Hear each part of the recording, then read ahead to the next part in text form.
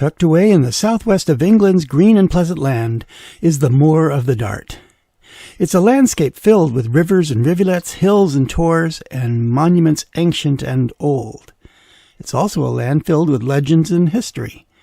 There is much to tell, but in this video I'll only be able to tell a little bit about it from our visits there.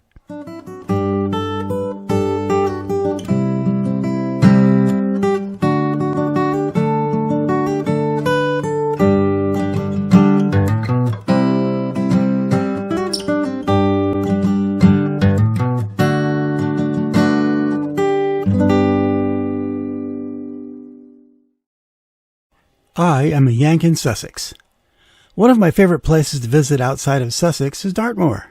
Since my wife's sister and husband live just a short distance from this national park, we have plenty of reasons to visit. And so it was that our most recent visit happened in October 2024. Over the past few years, I have collected a fair amount of photos and videos of the parts of Dartmoor we've visited, and I finally have an opportunity to use them. As an American living in the UK, I am sometimes surprised to find that some of the things I discover about this country are not necessarily generally known by those who were born here. But it really shouldn't be a surprise, because I've run into Britons who think that I must have visited places in the US that I've never seen. Consider the Grand Canyon and the Barringer Meteor Crater in Arizona. I've wanted to visit those two places my whole life long, but even though I've driven all across the country and have lived in Canada, Germany, and the United Kingdom, I've never seen these two dramatic places. Along this line, I recently met two Britons, relatives of my wife who had never visited Dartmoor, and even though they only live about 150 miles from it, well, by way of a small family reunion, we helped them see it for the first time. Well, what is Dartmoor, and where is it?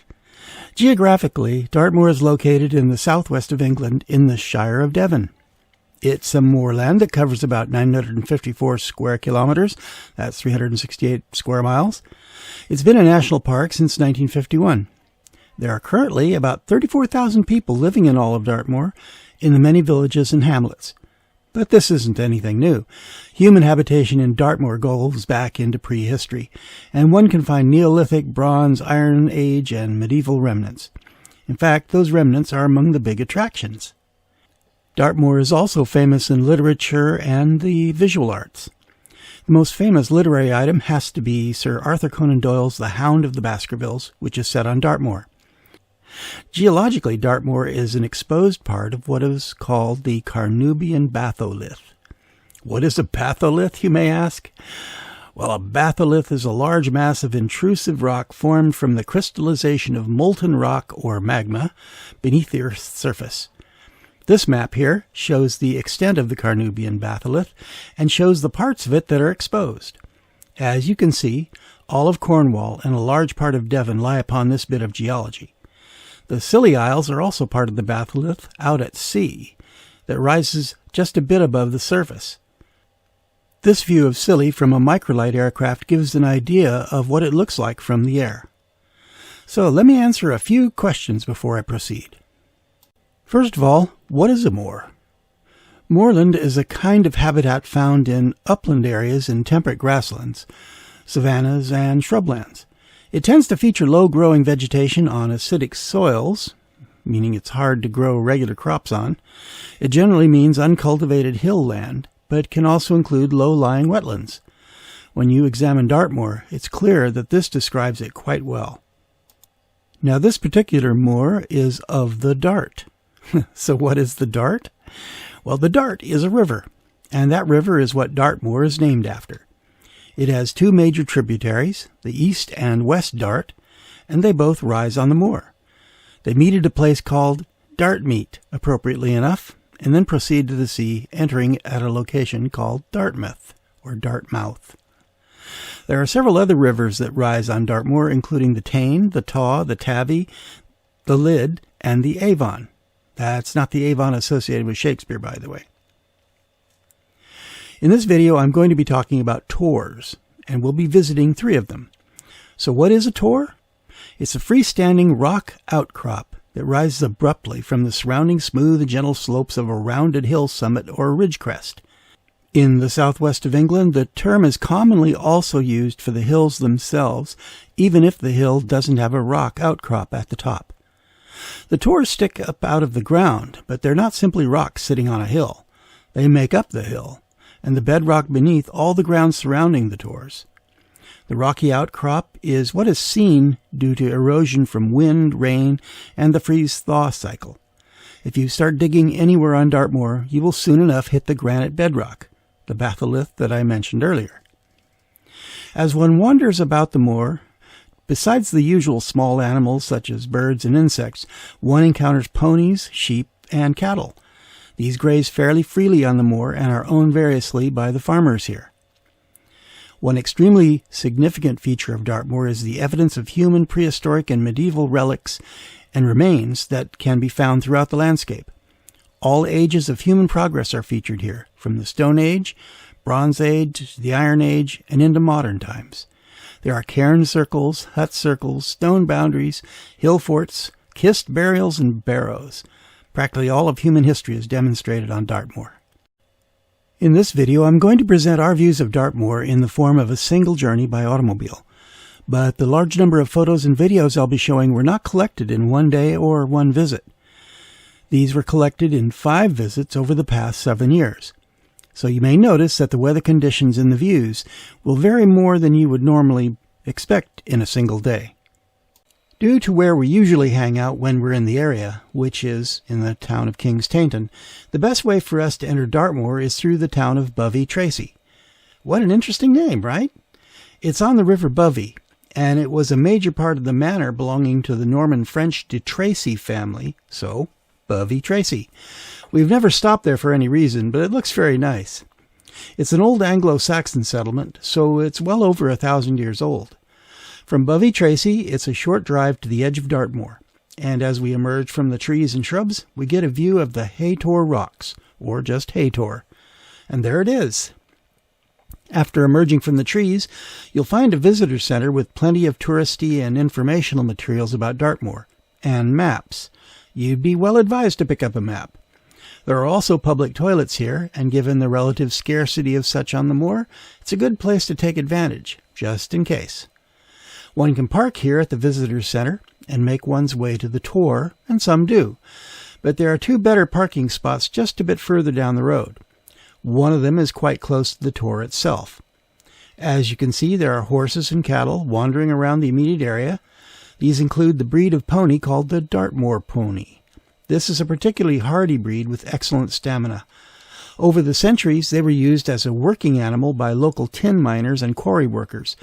But when such work stopped on Dartmoor, they were turned out to live in the wild. The ponies are owned by the various farmers in the area, but are allowed to roam freely and are semi-feral. The top of the larger eastern outcrop of Hundatorra is 457 meters, or 1,499 feet above sea level. Of the 2 outcrops, the shorter one, called Hundatorra Lowman, is about 88 meters, or 288 feet west of the larger and taller one. Because one side of the larger outcrop is relatively steep on its west side, it gets a lot of rock climbers practicing on it, as you can see here. On our last visit at the end of September 2024, I had my drone with me, and I took it up for a spin in order to get an aerial view of Hundatorra and its surroundings. I would have liked to have taken it up to the legal maximum altitude for a really good look at the Tor, but as soon as I tried to get past 60 meters or 200 feet up, the wind got really aggressive, and I had to keep it at that altitude. Here I'm doing a 360-degree sweep of the scene, and as you can see, we're at the edge of the moor as it drops down to lower land. Right here you can see 2 tors. The taller one is called Rippon Tor at 473 meters, and it's taller than Hundatorra. The lower one here is Saddle Tor.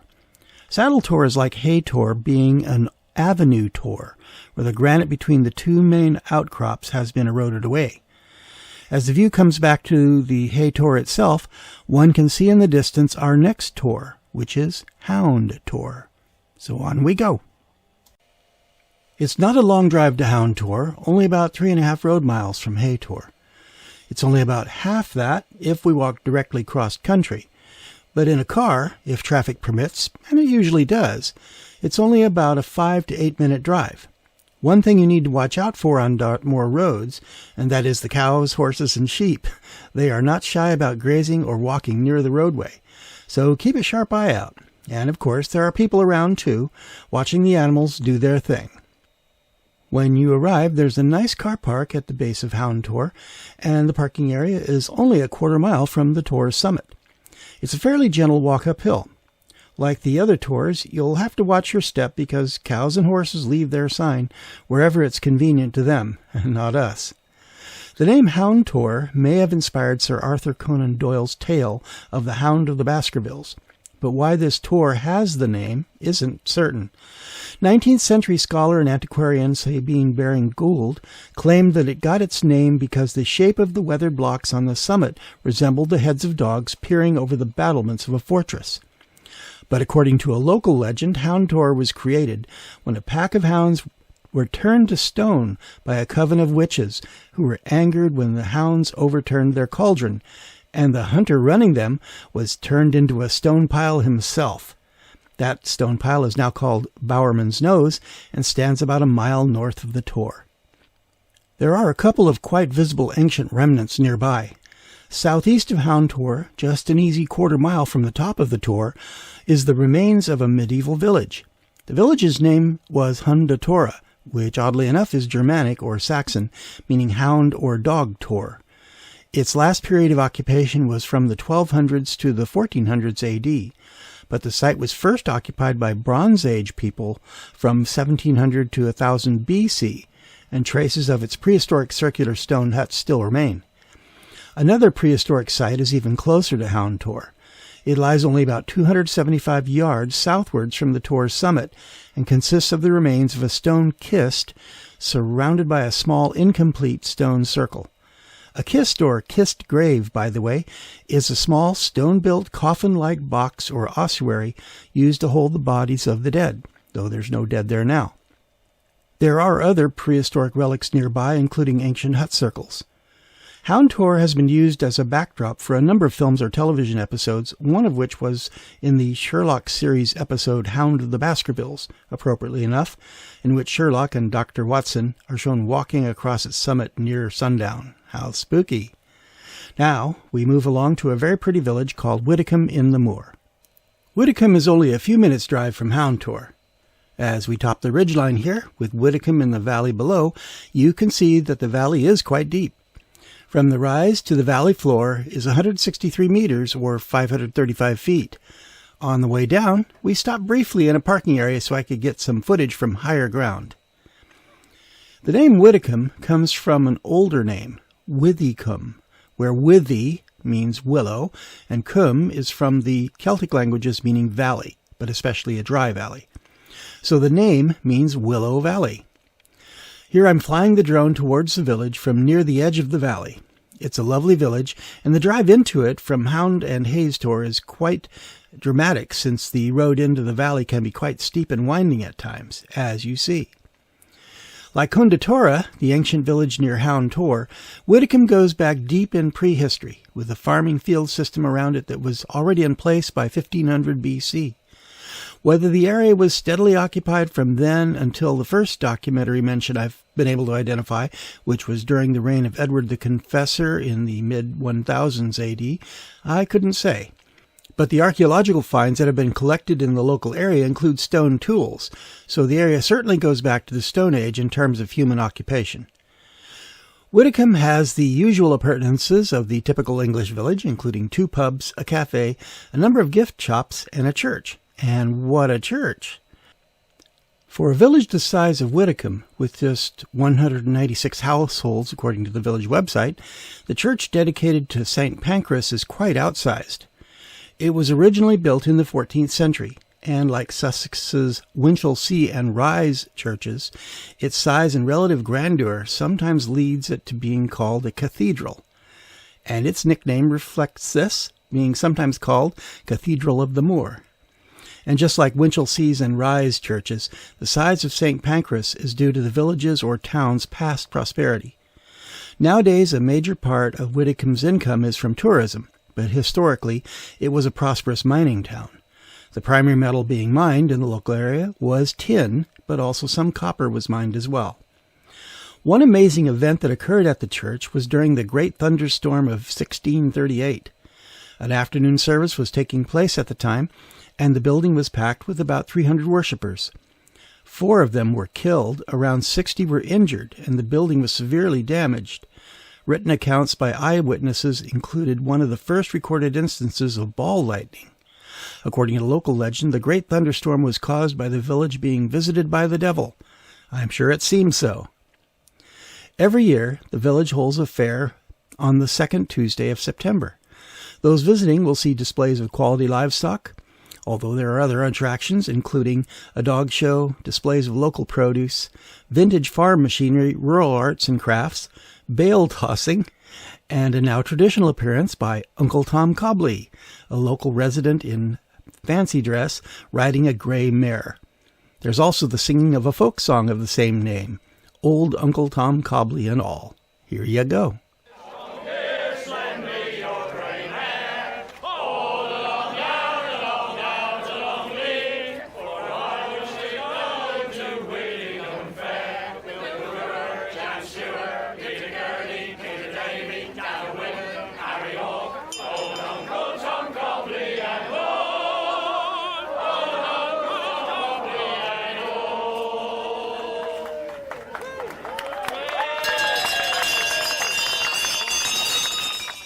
Widecombe is an excellent place to stay if one plans on spending a few days exploring Dartmoor, and there are several B&Bs, a self-catering Hollywood home or two, and a hotel nearby. Well, on to Postbridge.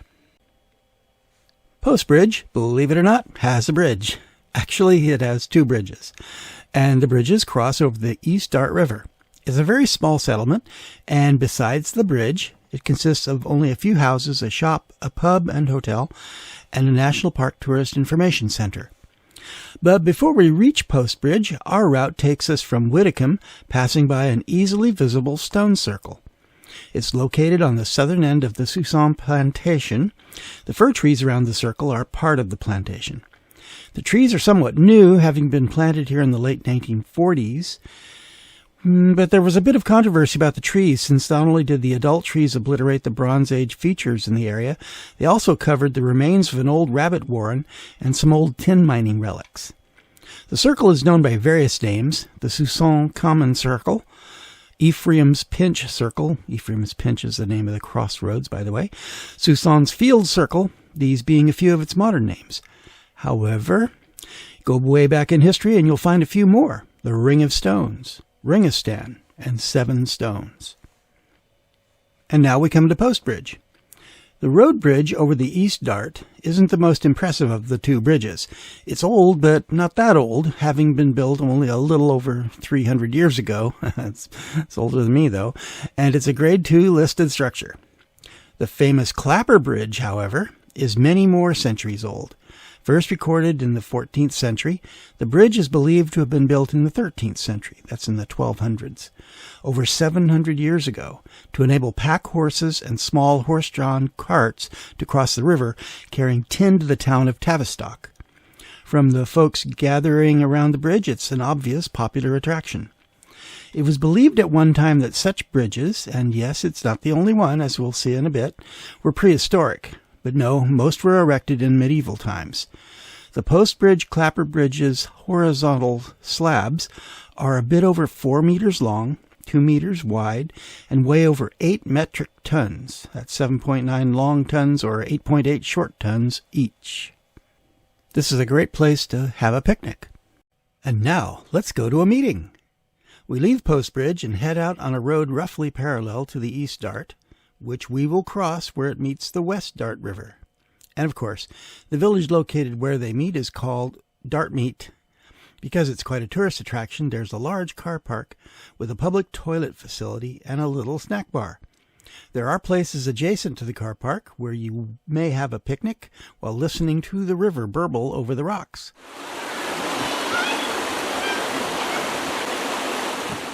It is here that we find another Clapper Bridge. Unfortunately, this one isn't complete. At some time in the distant past, one of the horizontal slabs broke and fell into the water, but it's still obviously a clapper bridge. Walking over to the other end of the parking lot, crossing the road that goes over the modern vehicle bridge, we come to a spot where the East and West Dart come together, the confluence of the two rivers. Neither river is deep at this point, at least when we've been there, and wading out into the confluence is quite easy, especially in summer when the water isn't uncomfortably cold. You don't even need to wear a swimming suit. Next stop, Combestone Tor. This tour is an easy visit, since it doesn't involve hiking up a hill, and it's just off the main road with its car park just a few feet away from the Tor itself.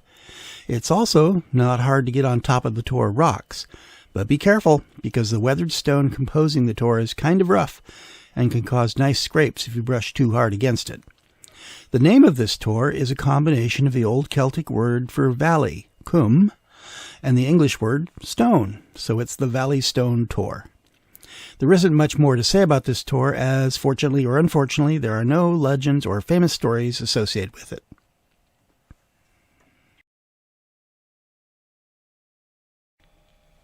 After Combestone Tor, just a short way down the road, we find the Venford Dam and its reservoir. The road leads right across the top of the dam, and there are car parks on both ends of it. The first car park from Combestone has informational placards telling you about the dam and its purpose. One of the things I learned about the reservoir is that when it was filled, it covered a disused tin mill. The dam was built in 1907, so it's over 100 years old, and it provides drinking water to nearby communities. There is a walking path all around the reservoir for walkers. What else can you do at the reservoir besides walk? Bodies of water suggest to the mind the question of fishing. So, are there fish, and may you fish here? And the answer is, yes there are, and yes you may.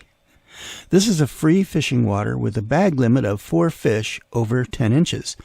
In order to do this, anglers must hold a current Environment Agency rod license to fish at the reservoir. There is just one species available here, and that's wild brown trout. The season is open from 15 March to 12 October. One can fish from the bank all around the reservoir, but not from the dam, nor may you use a boat.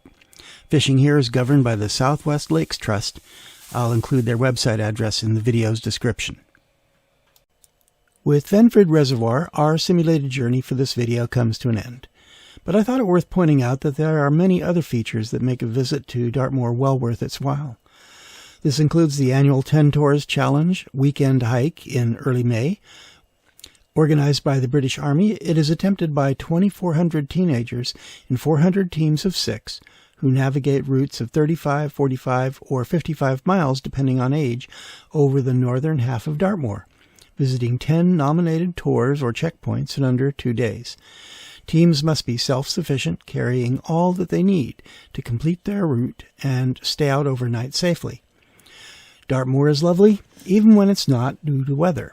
But that was not necessarily the case for those who were once inmates of His Majesty's prison at Princetown, which is on the moor. But the prison was temporarily inactivated in 2024 because of safety concerns having to do with buildup of radon gas, which is radioactive. This radon is naturally generated in the granite bedrock the prison sits on, which of course also underlies much of Devon and Cornwall as well. The prison was originally opened in 1809 to house French prisoners of war during the war with France under Napoleon, and later during the 1812 war with the United States, American POWs were held there as well. At various periods, along with times when it was unused, the prison has housed the most dangerous convicts, also wartime conscientious objectors, and most recently nonviolent or white-collar offenders. But as I said at the time I'm making this video, the prison has been temporarily closed for mitigation and investigative works relating to radon. In general, although there were plans to close the prison in 2023, it was later announced that it would remain open for the foreseeable future following negotiations with the Duchy of Cornwall.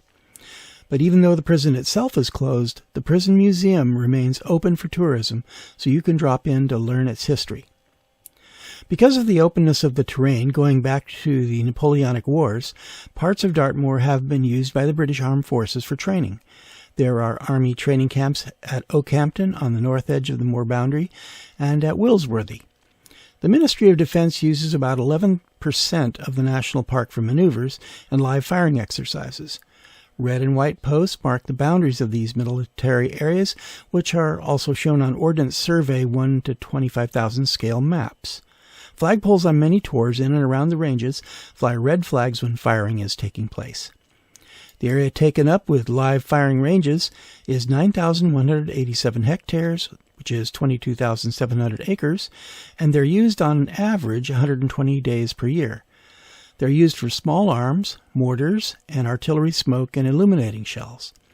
Live firing times are published 6 weeks in advance. At other times, members of the public are allowed access. I myself, however, would worry about unexploded ordnance that might be stumbled upon in the artillery impact areas, however, which is why the signs say, "Don't touch stuff." I love to visit Dartmoor. As my wife and I have gotten older, and after a few bouts of COVID, our physical conditioning has suffered so that it's difficult for us to do a lot of walking, especially on rough terrain. But the moor's open terrain and roads make it relatively easy for us to see many interesting things without the need for great physical effort. For this reason, we expect to visit Dartmoor many times in the future and to enjoy its great natural beauty. If you've never been there, we recommend that you take the time to do so. This has been a production of A Yank in Sussex. If you've enjoyed the video, please hit the like button. If you haven't already done so, please subscribe or follow. Thanks for watching, and may you have a very nice day.